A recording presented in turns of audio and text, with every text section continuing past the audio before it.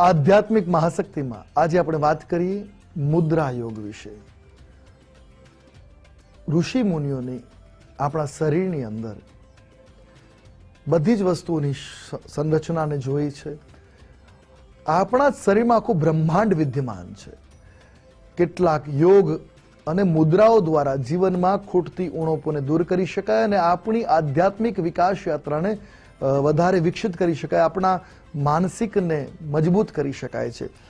મુદ્રા એટલે એવી ક્રિયાઓ કે હાથોના આંગળીઓના એકબીજાની સાથે સ્પર્શ કરવાથી બનતી મુદ્રાઓ, એ મુદ્રાનો અમુક સમય સુધી જો અભ્યાસ કરવામાં આવે તો આધ્યાત્મિક, માનસિક, શારીરિક આરોગ્યની પ્રાપ્તિ થતી હોય છે.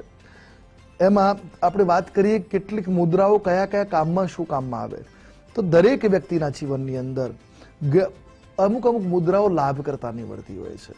દરેક મુદ્રા દ્વારા કંઈક ને કંઈક વિશેષ ફળની પ્રાપ્તિ થતી હોય છે. આપણે એવી મુદ્રાઓની વાત કરીએ. આજે મુખ્ય મુદ્રાઓમાં વાત કરીએ તો જ્ઞાન મુદ્રા. જ્ઞાન મુદ્રા કરવા માટે સૌથી પહેલા પદ્માસનમાં બેસવું જરૂરી છે કે વજ્રાસનમાં બેસવું. પદ્માસન એટલે પગ ઉપર પગ ચઢાવી અને બેસવાની ક્રિયાને પદ્માસન કહ્યું, ટટ્ટાર બેસવું જોઈએ, અથવા તો બંને ગોઠણના બળ ઉપર બેસવું એને વજ્રાસન કહ્યું છે. તો પદ્માસન, વજ્રાસન કે સુખાસન, કોઈ પણ આસનમાં આપ વિરાજિત થઈ શકો છો.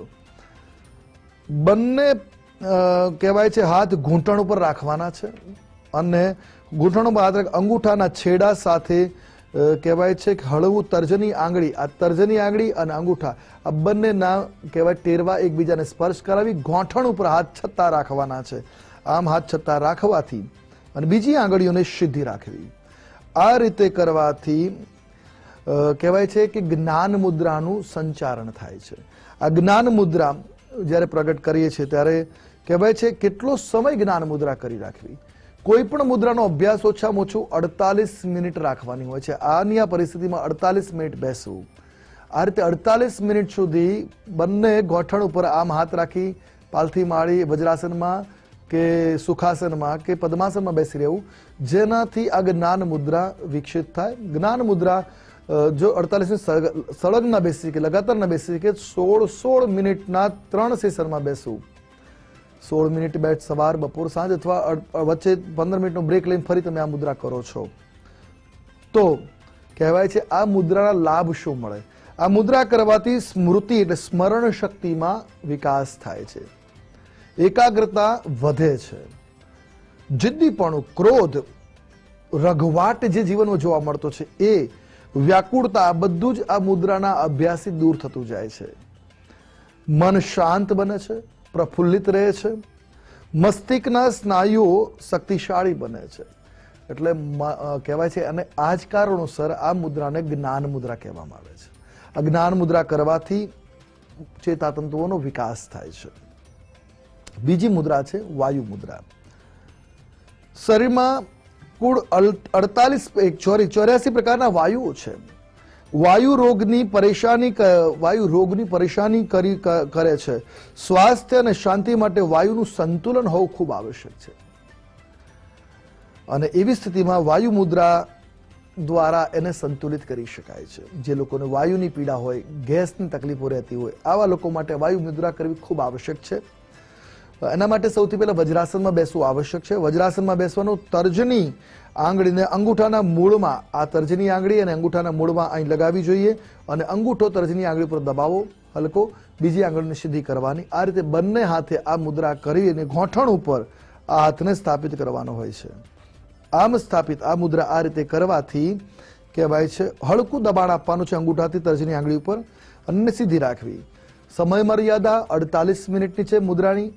સીધી ના કરી શકે 48 મિનિટ તો 16 મિનિટના 3 સેશનમાં આ મુદ્રા જો કરવામાં આવે તો વાયુથી થનારા દર્દ, શરીરમાં જે વાયુ વિકાર છે એના કારણે શરીરમાં કંપન, સાંધાના દુખાવા, સાયટિકા, વાયુના કારણે જે પૌરુષત્વની કમી છે, કાર્યશીલતાના ગુણોમાં જે અવરોધો છે એ બધામાં વિકાસ થતો જોવા મળે ને એ બધું સકારાત્મક પરિણામ આવી બીમારીઓમાંથી મુક્તિ મળે છે.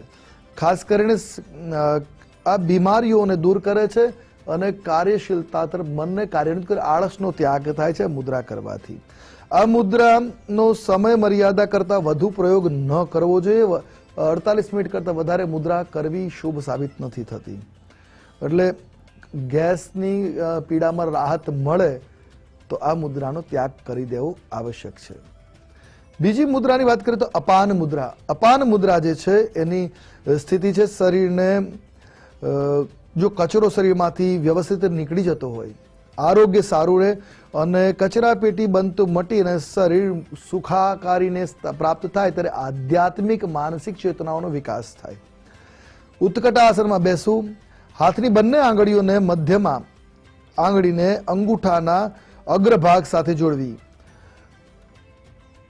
હાથની બંને આંગળીઓ મધ્યમાં અને અંગૂઠા સાથે જોડવાની છે અને અગ્રભાગને જોડી દબાણ આપે. બાકીની આંગળીઓને તર્જની અને ટચરીને આમ સીધી રાખવાની. વચ્ચેવાળી બે આંગળી આ રીતે સ્પર્શ કરી આ રીતે મુદ્રાને કરવામાં આવે ત્યારે આ અપાન મુદ્રા કહી છે. અપાન મુદ્રા કરવી 16 મિનિટના 3 તબક્કામાં આ મુદ્રા કરવી જોઈએ. આ મુદ્રા કરવાથી મૂત્ર વિકાર સંબંધિત જે પીડાઓ છે એમાંથી મુક્તિ મળે છે. વ્યક્તિઓની જે ગભરામણ શરીરમાં થતી હોય એમાંથી મુક્તિ મળે છે. જે લોકોને કબજિયાતની તકલીફ રહેતી હોય છે, કબજિયાત દરેક રોગનું મૂળ માનવામાં છે, એમાંથી પણ આ મુદ્રાના અભ્યાસથી મુક્તિ મળે છે. શરીર અને નાડીઓ શુદ્ધિકરણ થાય છે. અપાન કચરો દૂર કરવાની આ મુદ્રા છે. આ મુદ્રા કરવાથી શરીર નાડીઓ શુદ્ધ થાય. દાંતના દોષો દૂર થાય છે. દંત પીડામાં પણ રાહત આપે છે. પરસેવાવાળાના શરીરમાં તાપમાન જળવાઈ રહે. પરસેવો તાપમાન શરીરમાં એનર્જી જોઈએ, તાપમાન સંતુલિત રાખે છે. હૃદયની શક્તિને પણ આ મુદ્રા મજબૂત કરે છે અને ખાસ કરીને પેશાબને લગતા જે રોગો છે, કિડનીને લગતા જે રોગો છે એમાં આ મુદ્રા લાભ કરતા માનવામાં આવી છે. એટલે શરીરના ચક્રોને મજબૂત કરવામાં પણ આ મુદ્રાઓ કારગર હોય છે. બીજી એક મુદ્રાની વાત કરીએ તો વિતરાગ મુદ્રા. વિતરાગ મુદ્રા કરવા માટે કહેવાય છે પદ્માસનમાં બેસવું, ડાબા હાથની હથેળીને નાભી પાસે રાખવીને એમાં જમણા હાથની હથેળીને આ રીતે ગોઠવી દેવાની છે. આ રીતે આ મુદ્રા કરવાથી અને બંને હાથના અંગૂઠા એકબીજા ઉપર રહેશે. આ રીતે એક હાથ ઉપર બીજો હાથનો આમ અંગૂઠો રહે એવી રીતે આને સ્થાપિત કરવાનું છે. અને આ રીતે પદ્માસનમાં બેસી ન શકાય તો સુખાસનમાં કે વજ્રાસનમાં પણ તમે આ મુદ્રા જ્યારે કરો છો ત્યારે લાભ મળે છે. સમય મર્યાદા 48 મિનિટની છે. 3 પાઠના સમયમાં તમે કરી શકો. સવારે આ મુદ્રાનો અભ્યાસ કરવાથી ફાયદો થાય છે. વિતરાગ મુદ્રાની 45 મિનિટ સુધી અભ્યાસ કરવો વધારે લાભકારી માન્યો છે. આ ઉર્જા મુદ્રા કરતી ઉર્જાનું સંતુલન થાય. શરીરનું કહેવાય છે શરીરમાં જે ઉર્ધ્વારોહણ શક્તિ જે ઉર્ધ્વગામી બને છે અને સ્થિરતાનો વ્યક્તિના વિચારોમાં, વ્યક્તિના જીવનમાં સ્ટેબિલિટી, સ્થિરતાનો તત્વ જાગૃત થાય છે, સ્થિર બને છે અને તટસ્થતાના ગુણોનો વિકાસ થાય છે. એટલે મુદ્રા શરીરમાં આ મુદ્રા કરતી આયુ આરોગ્યમાં લાભ મળે છે. આધ્યાત્મિક માનસિક ચેતનાનો વિકાસ થાય છે. મુદ્રા કરવાથી પણ ઐશ્વર્ય ગુણોને પ્રાપ્ત કરી શકાય. આજે બસ આટલું જ. કાલે ફરી મળીશું નવા વિષય, નવી વાતો સાથે. કાલે મળીએ ત્યાં સુધી આશુતોષ આચાર્યને એટલે મને રજા આપશો. મળીએ ત્યાં સુધી મારા જય ભવાની.